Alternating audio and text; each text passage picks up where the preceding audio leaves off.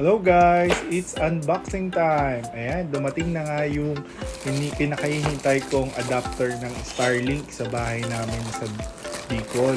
Kasi ngayon, ang ginagamit is yung router pa rin ng Starlink.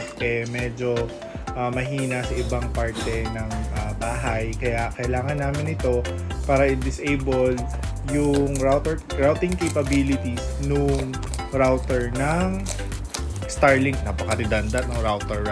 Pero yun nga, alam nyo naman yung technology behind. So, ayan. Ang pagod pa lang mag-video mag-isa. Ng isang kamay, tapos yung isa may ginagawa. So, ayan. So, para dito ang... ayan. So, nakita nyo naman. Yan yung module. Tapos, meron tayong... nakalagay lang naman kasi sa box is yung manual. Yan, kung paano mo siya ikakabit. Mga instruction lang siya. Isang makapal na cardboard na drawing lang. Ayan. So, mahilig naman tayo sa drawing lang. Buo nga tayo ng cabinet na Chinese yung ano, pero doon lang tayo sa drawing, no? So, iniisip ko kung nasaan yung saksakan nito, pero feeling ko yung makakabit doon sa ano, tatanggalin mo doon sa kabilang side.